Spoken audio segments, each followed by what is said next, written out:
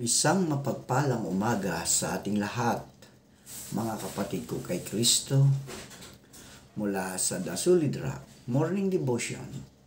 Isang kagalakan na muli tayo ay makapagbulay-bulay sa salita ng Panginoon sa umagang ito. Mga ilang minutong pagbubulay-bulay ng mga salita ng Panginoon upang papurihan at sambahin ang ating Panginoong Hesukristo. Ang ating pong pagbubulay-bulayan sa magandang umaga ng Lunes ay matatagpuan sa Hebreo Kapitulo 13, talatang 8. Hebreo 13, talatang 8. Ito ang sinasabi. Si Jesucristo ay hindi magbabago kailanman. Siya ay kahapon, ngayon, at bukas. Yan. Pinagpala na po tayo sa mga salita ng Panginoong Hesukristo. Ang pamagat ng ating mga panalangin ngayong pagbubulay-bulayan, ngayong magandang umaga ng Lunes ay ang panalangin ay daluyan ng pag-ibig. Ang panalangin, ang daluyan ng pag-ibig. Naranasan mo na bang umibig ng lubusan na maisip mo lang ang iyong minamahal ay lubos na ang iyong kaligayahan? Mahal na mahal ninyo ang isa't isa. Kaya alam mong anuman ang iyong hilingin ay masigla niyang gagawin. Pagagawin mo ba ang iyong minamahal ng isang bagay na ayaw niya?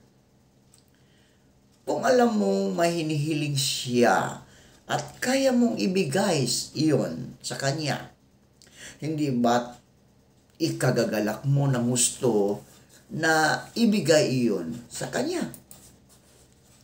Tayo po ay manalangin. Ama naming Diyos ng pagmahal, Ikaw ay napako sa krus dahil sa aming mga kasalanan.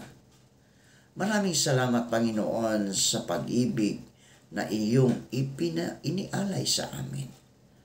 Aming inilalapit sa iyo, Panginoon, ang aming mga kapatid sa pananampalataya na nangangailangan ng kagalingan dahil sa mga karamdaman.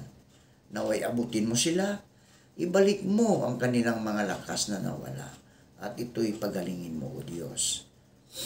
Amin din inilalapit sa inyo ang aming mga kapatid na mangingisda, na sila'y ingatan mo sa laot ng karagatan, tulad ng pag-iingat mo sa iyong mga apostol na naroon sa laot, nang ang malakas na hangin o bagyo ay kanilang nararanasan at ito'y iyong pinahinto. Amin din inilalapit sa inyo, Panginoon, ang aming mga kapatid na magsasaka, nagtatanim ng palay, gulay, prutas, at iba pa, na sila ingatan mo sa kanilang pagsaka, Panginoon, upang marami silang maitanim at maraming pagkain ang maihanda sa bawat hapag ng iyong mga anak. Amin din inilalapit sa inyo, Panginoon, ang aming mga kapatid na ngayon ay magsipasok sa kanilang mga trabaho.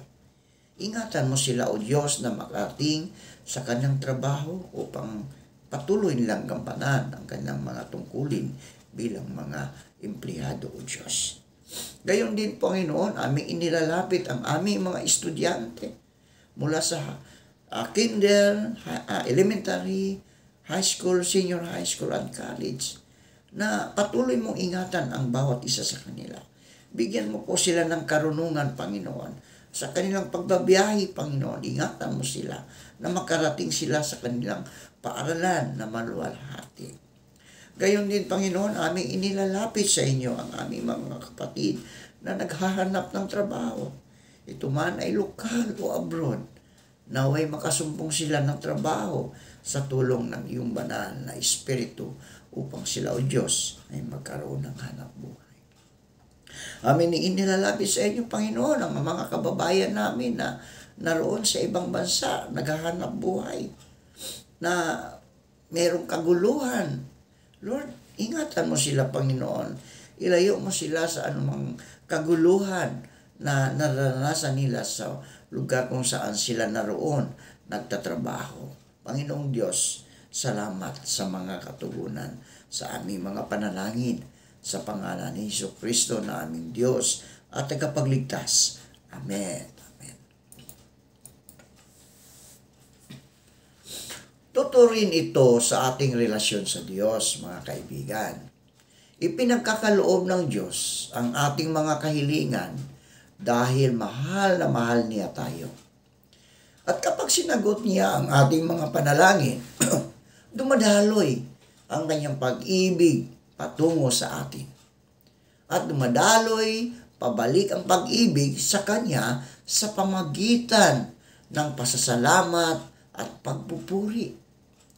Kapag nakinig tayo sa kanya at nabatid natin ang isang bagay na maaari nating gawin upang malugod siya sa atin, tumutugon tayo dahil mahal natin siya.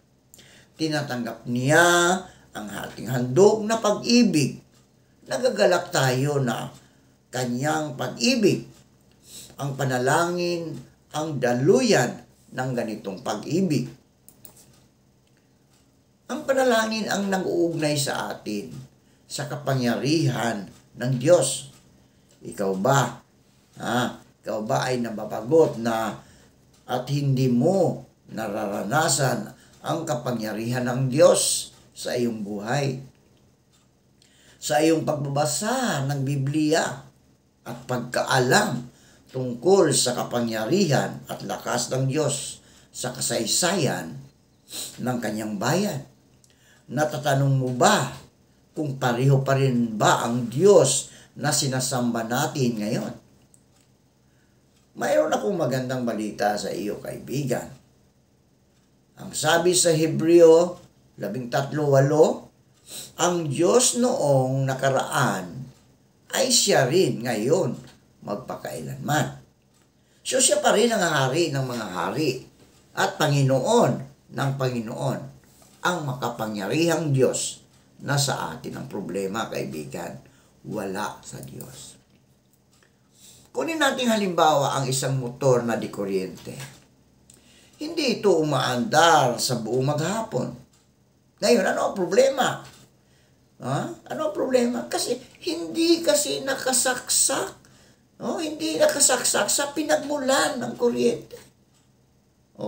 Kahit na laging naroon ang kuryente, hindi aandar ang motor hanggat hindi ito nakakabit sa pinagmumulan ng kuryente. Ang panalangin, kaibigan, ang ating koneksyon sa kapangyarihan ng Diyos. Ang panalangin ang nagtatama sa atin sa kalooban at layunin ng Diyos. Nasisiyahan ang Diyos na gumawa sa pamagitan natin upang ipakita ang kanyang kapangyarihan sa daigdig. O tingnan natin ang buhay ni Daniel, mga kaibigan. Siya ay isang lalaking mapanalanginin.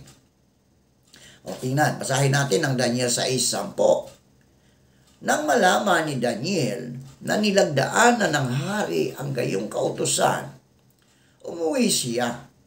Lumuhod siya'y nanalangin at nagpasalamat sa kanyang Diyos sa isang silid sa itaas ng kanyang tirahan na may bukas na bintanang nakaharap sa Jerusalem.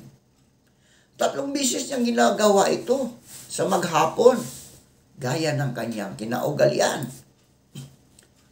Natunay na ginamit ng Diyos si Daniel. Lahat ng mga dakilang alagad ng Diyos sa Biblia ay may taong mapanalanginin. Mga taong mapanalanginin. Ang lahat ng ating dinadaanan ay higit nating mapagtatagumpayan sa pamagitan ni Kristo kung tama ang koneksyon natin sa Kanya. Ayon sa Roma 8:37, hindi sa lahat ng mga ito, tayo'y siguradong magtatagumpay sa pamagitan niya na nagmamahal sa atin, sapagkat natitiyak kong walang makapaghihiwalay sa atin sa kanyang pag-ibig. Maaring masabi mo, ngunit nanalangin naman ako araw-araw. Bakit hindi ko naranasan ang kapangyarihang ito? Lubusan mo na bang binuksan ang iyong puso sa Diyos, kaibigan? At handa ba ang iyong sarili na baguhin niya? Batid mo ba na ang panalangin ay nagsimula at nagtatapos sa Diyos? Nakikita mo ba ang mundo sa pamagitan ng mga mata ng Diyos? Mayroon ka bang relasyon sa Diyos na puno ng pag-ibig? Kung oo ang sagot mo, kaibigan, sa lahat ng ito, angkinin mo ang kapangyarihang iyon sa panalangin. Hindi sapat para sa mga Israelita na malaman na nais ng Diyos na ibigay sa kanila ang lupang pangako. Kinakailangan nilang magpatuloy. Angkinin iyon at pagkatapos ay sakupin. Sa gayong paraan, hindi sapat na malamang may kapangyarihan tayo kapag nananalangin. Kailangan nating angkinin ang hayaan. Gumawa ang kapangyarihan ito sa ating mga buhay. Maaari tila simple lamang itong mga prinsipyo sa panalangin na ating napag-usapan. Ngunit ang tunay na pagsubok dito ay mararanasan natin sa ating pagsisikap na gawin ito, gawin ang mga ito. Tayo po ay manalangin.